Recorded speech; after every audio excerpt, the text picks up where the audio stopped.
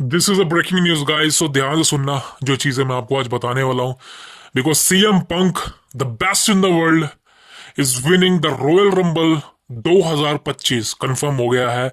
CM Punk royal rumble को जीतने वाले हैं, ये बात कंफर्म है। कंफर्म हो चुकी है, अपने दिमाग में डाल लो बात गाइस। 2025 का रॉयल रंबल तो आज से ठीक 6 दिनों के बाद होने वाला है। सीएम पंक जीतने वाले हैं उस रॉयल रंबल को। भाई न्यूज निकल के सामने आ रखी है, धमाल मच चुका है। Welcome to the cult of wrestling. तो स्वागत है आपका। देखिए सबसे पहले बात करें आज aftermath of Monday Night Raw. देखिए ज्यादा कुछ बताने को नहीं है, बिकॉज ज्यादा कुछ अनाउंस नहीं था। मुझे लग रहा था कहीं ना कहीं डब्ल्यू कंपनी जो लास्ट बिफोर रॉयल रंबल का जो मंडे नाइट रो होगा, यानी कि गो होम एडिशन, वहां पर कुछ ना कुछ अनाउंस करेगी। शायद जॉन सिना को बुलाया जाएगा, रोमन रेंस को बुलाया जाएगा, या फिर और सुपरस्टार्स का फेस ऑफ कराया जाएगा। लेकिन भाई ऐसा नहीं हुआ। जॉन सिना बोलने को तो रिटायरमेंट टूर है जॉन सिना का, लेकिन अभी तक वो रिटायरमेंट टूर हमको देखने को ही नहीं मिला। समझ नहीं आ रहा कि जॉन सिना भाई रिटायरमेंट टूर कर रहा है, लेकिन वो अपीयर ही नहीं हो रहा है। अब क्या होगा समझ नहीं आ रहा, I don't know why. But हाँ, रॉयल रंबल के अंदर सब बचा के रखा हुआ है, खासकर सारी चीजें आपको रॉयल रंबल में देखने को मिलने वाली है। तो भाई 6 दिन रह चुके हैं, wait for the royal rumble. अब आफ्टर मैथ की बात करूं भाई, देखिए मेन सेगमेंट हुई थी आज जो जबरदस्त लगी मेरे को। भाई ऐसा लग रहा था कहीं ना कहीं आज का मंडे नाइट रो 2 घंटे का या 2.5 घंटे का शो था, लेकिन आज प्रॉपर 3 घंटे का शो इन्होंने दिया है। और एंड में जाके एक सेगमेंट हुई थी जहां पर कोडी रोड्स पर सैमी जेन अचानक ही मिसअंडरस्टैंडिंग हो गई थी। वो हुलुआ किक पड़ेगी जैसे कि लास्ट वीक हुआ था सतरोन्स के ऊपर। अब एक बार समझ नहीं आ रहा भाई सैमी जेन के साथ ये चीजें क्यों हो रही है। कहीं ना कहीं दोस्तों ऐसा तो नहीं हो रहा कि सैमी जेन का धीरे धीरे हील टर्न करवाया जा रहा है। आपको पता ही होगा सैमी जेन पहले हील हील करेक्टर में हुआ करता था, लेकिन जब से वो रोमन के साथ आया था और तब से एक तरह से सैमी जेन का बेबी फेस टर्न होना शुरू हो चुका था, और करीबन 2 या 2.5 साल हो गए सैमी जेन के इस टर्न को। लेकिन दोस्तों बताया जा रहा है कि धीरे धीरे करते हुए डब्ल्यू कंपनी सैमी जेन का हील टर्न करवाना चाहती है। मेरे हिसाब से ये गलत डिसीजन होगा। सैमी जेन का हील टर्न फिलहाल कोई है ही नहीं, जरूरत नहीं है सैमी जेन का हील टर्न करवाने की। लेकिन ये अभी नहीं होगा, ये बहुत समय के बाद होगा। आप लगा लीजिए रसलमेनिया के बाद प्लानिंग है। बिकॉज ये चीजें क्यों हो रही हैं, केविन ओवेंस ने सैमी जेन को साफ साफ बोल दिया कि भाई ये पूरी अरीना, पूरा लॉकर रूम, मुझे इन पर विश्वास नहीं है, मुझे सिर्फ एक ही बंदे पे विश्वास है, वो है तू, मेरा दोस्त सैमी जेन, दैट्स इट। और रॉयल रंबल के अंदर जो मैं कोडी रोड्स को फेस करूंगा लैडर मैच के अंदर, मुझे किसी से उम्मीद नहीं है कोई मेरी हेल्प करेगा। कोडी की हेल्प करने लोग आ सकते हैं लेकिन मेरी नहीं। लेकिन मुझे पता है कि सिर्फ एक ही इंसान है जो मेरी हेल्प करेगा, वो है सैमी जेन। तो दोस्तों यहाँ पर केविन ओवेंस ने कहीं ना कहीं सैमी जेन को अपना फ्रेंड यहाँ पर बता दिया है कि भाई सैमी जेन इस मैच में इंटरफेरेंस करके कोडी रोड्स को हरवा सकते हैं। अब देखिए उसके चांसेस तो बहुत ही ज्यादा कम है, कोडी रोड्स को हराने तो दूर की बात है। लेकिन हाँ, सैमी जेन का कुछ ना कुछ इस मैच से जुड़ा होगा। लेकिन ऐसा क्यों हो रहा है, तो दोस्तों बताया जा रहा है लेटेस्ट रिपोर्ट के अनुसार, and this is a very shocking because I think I don't know कितनी वन के मैच हो लिया है, लेकिन अब जो स्टोरी बनेगी वो धमाल बनेगी, बवाल बनेगी। रेसलमेनिया 41 के अंदर केविन ओवेंस का अपोनेंट था रेंडी ओटन, आप सबको पता है। लेकिन अभी हिसाब से रेंडी ओटन के प्लान्स शायद चेंज हो चुके हैं केविन ओवेंस को लेके। शायद मुझे नहीं पता क्या होगा, लेकिन दोस्तों यहां पर बताया जा रहा है कि जो feud W company Kevin Owens के लिए रेसलमेनिया 41 में प्लान कर चुकी है, वो है अगेंस्ट सैमी जेन। यू शोक ना, Kevin Owens versus Sami Zayn आपको रेसलमेनिया 41 में देखने को मिलने वाला एक सिंगल मैच। ये मैच बहुत बार हो चुका है कंपनी के अंदर, लेकिन परफेक्ट स्टोरी के साथ ये मैच अभी तक नहीं हुआ। और आई थिंक आज के समय में डब्ल्यू कंपनी को जो भी लोग देखते हैं उनको बेटर स्टोरी लाइन चाहिए, बेटर एंटरटेनमेंट चाहिए, लॉन्ग टर्म स्टोरी लाइन चाहिए। और आई थिंक ये one of the greatest match हो सकता है इन दोनों का। और परफॉर्म के मामले में बात करें, सैमीज एंड केविन ओवेंस दोनों ही भाई बवाल मचा देंगे, इतना मेरे को पता है। हो सकता है इनका मैच मॉन्ट्रियल में हो जाए, हो सकता है इनका मैच एलिमिनेशन चेंबर में हो जाए, और रेसलमेनिया में केविन ओवेंस वर्सेस रेंडी ओटन हो जाए, बिकॉज ओटन के लिए भी बड़ा मैच सेट है, क्योंकि मॉन्ट्रियल में एलिमिनेशन चेंबर है। और वहां पर हो सकता है दोस्तों Kevin Owens versus Sami Zayn का मैच आपको देखने को मिले। भाई बवाल, भयंकर बवाल होगा, क्योंकि दोनों ही मॉन्ट्रियल से आते हैं और दोनों का ही होम टाउन है। फैंस किसको चेयर करेंगे, किसको बू करेंगे, समझ नहीं आ रहा। लेकिन भाई जो भी होगा ना, जो परफेक्ट स्टोरी लाइन बनती है इनके मैच की, वो एलिमिनेशन चेंबर में बनती है, बिकॉज एक स्टेडियम शो है, बड़ा शो है, मजा आएगा, दैट फॉर श्योर। अब दोस्तों बात करता हूँ 2025 2K25। As you know Roman Reigns is the cover superstar. मुझे नहीं पता भाई, लेकिन आज अगर आपने रो देखा है तो भाई आपको क्लियर पता लग गया होगा कि रोमन रिंग्स की जो फॉलोइंग थी, रोमन रिंग्स का जो एक ओरा था वो परफेक्टली खत्म हो चुका है। बिल्कुल सही बोल रहा हूँ। आज जब पॉल हेमन ने रोमन रेंस को अनाउंस किया कि भाई रोमन रेंस 2K25 का कवर पोस्टर होने वाला है, बड़ा सा पोस्टर लेके आया रिंग के अंदर, और रोमन रेंस ने रोमन रेंस को अनाउंस किया कि पॉल हेमन ने अनाउंस किया Roman Reigns is a cover superstar. भाई रिएक्शन देखो, कोई रिएक्शन नहीं था। पीछे जो ऑडियंस बैठी थी ना, उन्होंने कोई रिएक्शन नहीं दिया। ऐसा लग रहा था कहीं ना कहीं भाई वो ये डिसीजन से खुश नहीं है। देखिए ये डिसीजन से तो मैं भी खुश नहीं हूँ यार, बिकॉज आई थिंक कहीं ना कहीं किसी नए बंदे को होना चाहिए था। मैं मानता हूँ कि हाँ, बड़ा सुपरस्टार होना चाहिए पोस्टर पे, तभी वो गेम बिकती है। लेकिन यार आपके पास और भी बंदे थे। आपके पास गुंथर था, आपके पास सेथ रोलिंस था, आपके पास रिया रिप्ली थी, वुमेन डिवीजन की बात करूंगा भाई, और जे ऊसो था। भाई बहुत थे यार। लेकिन रोमन रेंस को क्यों बनाया गया? और रोमन रेंस के उन डेज के अंदर जब वो डोडी कंपनी को छोड़ के जाने वाला है, सोचो आप। तो ऑडियंस का रिएक्शन देख के समझ आ गया था कि भाई किसी को इंटरेस्ट ही नहीं है कि रोमन रेंस को 2K25 में अनाउंस कराओ या ना कराओ, कोई किसी को फर्क ही नहीं पड़ता है। तो भाई सिंपल सी बात है, रोमन रेंस का वो जो एक पावर थी ना, वो खत्म होने वाली है, वो हो चुकी है एक्चुअली। बिकॉज सबको पता है भाई ये एंड डेज है, you know that, so that is the biggest thing. छोटी मोटी अपडेट थी, सोचा आपको बता दूं।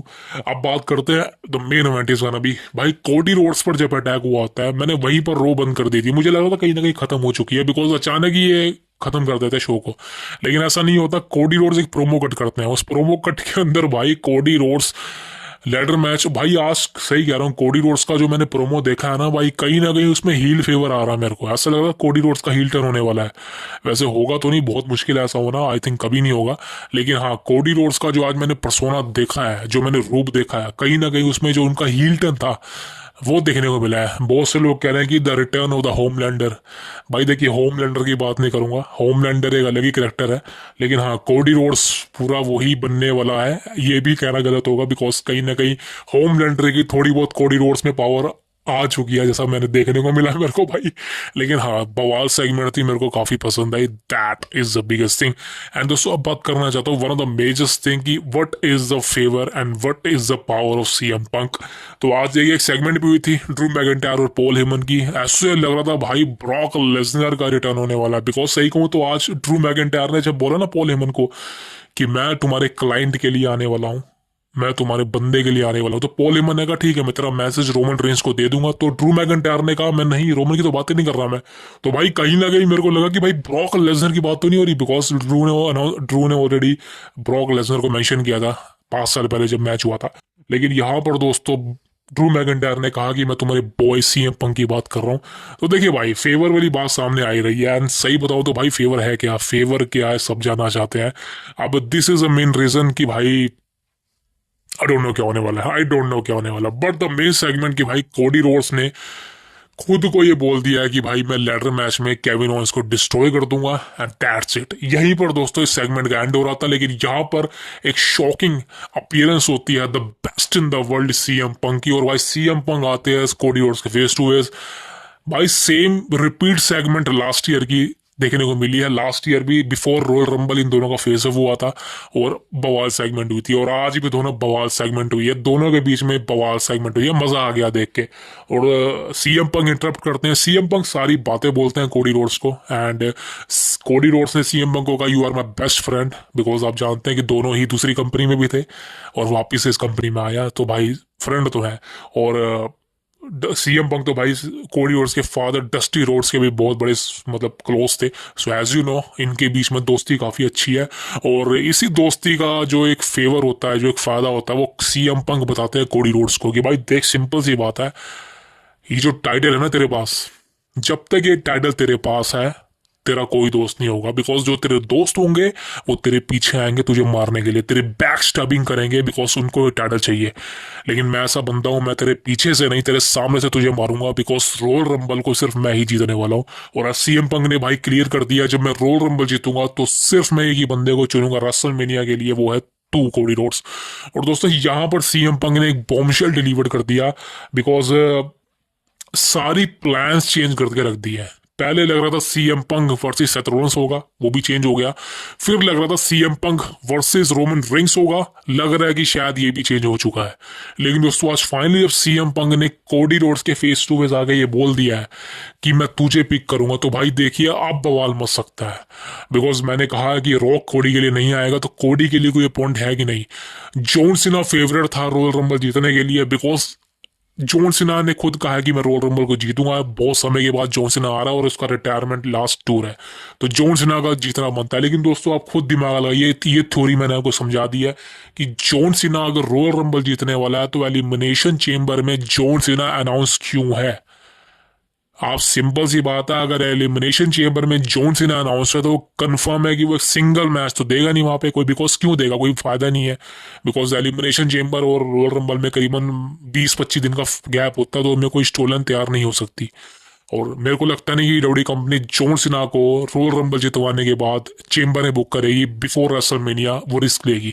तो कंफर्म है कि जॉन सीना रॉयल रंबल नहीं जीतने वाला है, तभी वो मेंस एलिमिनेशन चेंबर मैच में परफॉर्म करेगा और वहां पर वो जीत सकता है और फिर वो गुंथर को जाके फेस कर सकता है रेसलमेनिया 41 में। ये मैच टीज भी हो रहा था, आपको पता है।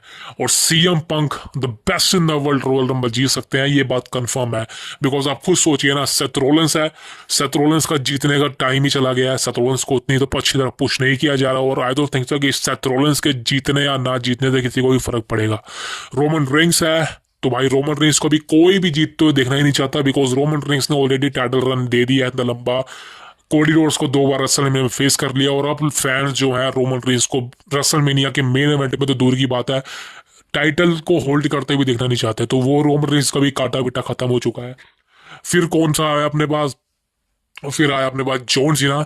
जॉन सीना का नाम ऑलरेडी बता चुका हूँ कि चेंबर में जॉन सीना अनाउंस है, तो जॉन सीना के जीतने के चांसेस भी बिल्कुल कम है।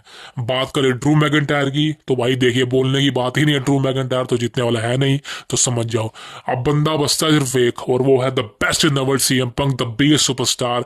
और सीएम पंक पे जीतने के बहुत ज्यादा चांसेस हैं, बिकॉज सीएम पंक के जो प्रोमोज होते हैं वहां पर वो काफी मोटिवेट करते हैं। और उन्होंने सिंपल बोल दिया है, लास्ट ईयर सीएम पंक ही जीतने वाले थे रॉयल रंबल, आपको पता है, लेकिन वो प्लान चेंज हो गया अचानक से because he was injured.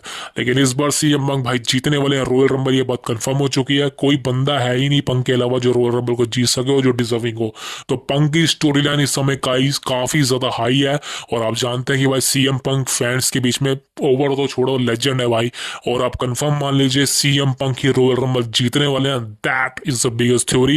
And मेरे को लगता है ना कि सीएम पंक के अलावा और कोई डिजर्विंग सुपरस्टार है जो रॉयल रंबल को जीत सकता है, that is the biggest thing. So दोस्तों ये थे aftermath. I know what is the plan, because यहाँ पर मैं जे उसो को ही बात करना चाह रहा था, बट कहीं ना कहीं भाई जे उसो का खत्म हो चुका है। जे उसो के बारे में ज़्यादा बात करूंगा ही नहीं, जे उसो का ठंडा, इसके बारे में मैं कोई सेपरेट वीडियो लेके आऊँगा बहुत जल्दी। लेकिन आज की वीडियो यहीं पर क्लोज करूंगा, and don't forget to subscribe क्यों नहीं कर रहे हो भाई द कल्ट ऑफ रेसलिंग को, for the latest news about WrestleMania and WWE। See you next, thank you very much.